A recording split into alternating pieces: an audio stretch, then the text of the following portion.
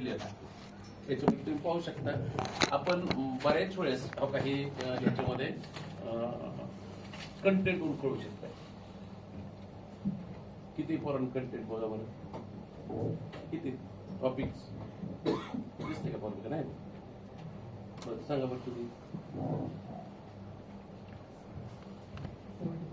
75 topics ना, सब टॉपिक्सला क्रमांक दिलेले नाही.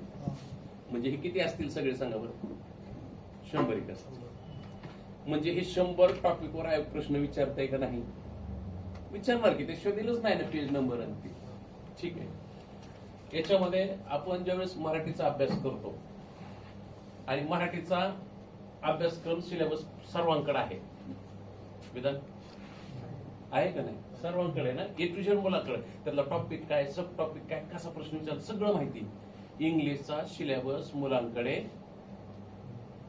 बोला की इंग्लिशचा सिलेबस मुलांकडे नाही.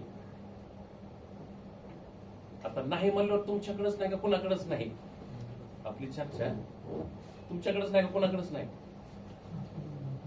बरं आहे, बरोबर संवाद चालायचं आपल्याला, विसंवाद नाही झाला पाहिजे. तुमचं काय म्हणत आहे, किती जणांकडे नाही, तुमच्याकडे नाही म्हणजे महाराष्ट्रातले किती लोकांकडे नाही. 99.99% पोरांकडे इंग्लिशचा सिलेबसच नाही. मग अभ्यास कुठून करतायत मुलं, नोट्स घेणार, नोट्स मध्ये जेवढे टॉपिक आहे तेवढेच वाचणार. बरोबर आहे का. आणि पुन्हा लक्षात येणार की प्रश्न आउट ऑफ आलाय परीक्षेला. मग परीक्षेला आउट ऑफ प्रश्न आला म्हणल्यावरती मग म्हणणार एक्झाम पॅटर्न बदललाय.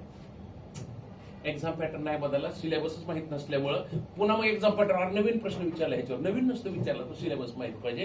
हा सिलेबस आहे तो आयोगाने फक्त 5 टॉपिक मध्ये दिलाय. फक्त मला तर माहिती आहे आयोगात सगळीकडे आहे. पण हे 5 टॉपिक मध्ये काय शिकायचं, कॉमन व्होकॅब्युलरी मध्ये सगळे टॉपिक, सब टॉपिक्स सगळे तुम्ही बघू शकता.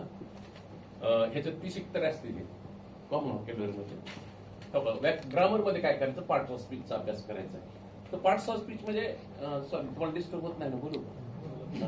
पार्ट्स ऑफ स्पीच म्हणजे शब्दांच्या जातीचा अभ्यास. किती पद्धतीने करतो मराठीत आपण, 2. कोणते, स्वरूप आणि कार्य. बरोबर आहे का. इंग्लिश मध्ये असणार का नसणार हे पार्ट्स ऑफ स्पीच, असणार. बरं हे मराठीत कुठून आलेले आहेत सांगा बरं. इंग्लिश मधून आल्यात. बहुतांश 60, 65, 70% ग्रामर हे इंग्लिश मधून मराठीत आलेले आहे. बरोबर. तुम्ही माझ्या विधानाशी सहमत आहात का नाही, आहेत ना. याच्यामध्ये पार्ट्स ऑफ स्पीचचा अभ्यास करत असताना 2 पद्धतीने करायचा, फॉर्म आणि फंक्शन. आणि फंक्शनला अभ्यास करत असताना हे तुम्हाला क्लॉज एलिमेंट्स ऐकलंय परीक्षेत. क्लॉज एलिमेंट शब्द आलाय का प्रश्नपत्रिकेत, नाही.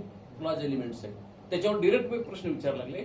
आणि क्लॉज एलिमेंटचा अभ्यास करणं आवश्यक आहे. म्हणजे ह्याचं फंक्शन, नाऊनचं फंक्शन काढायचं हे शब्द माहित पाहिजे, प्रिपोजिशनचं फंक्शन काढायचं हे शब्द माहित पाहिजे. ते शब्द सांगतो फक्त ऐका. कुणी ऐकलं नसेल तर ऐका.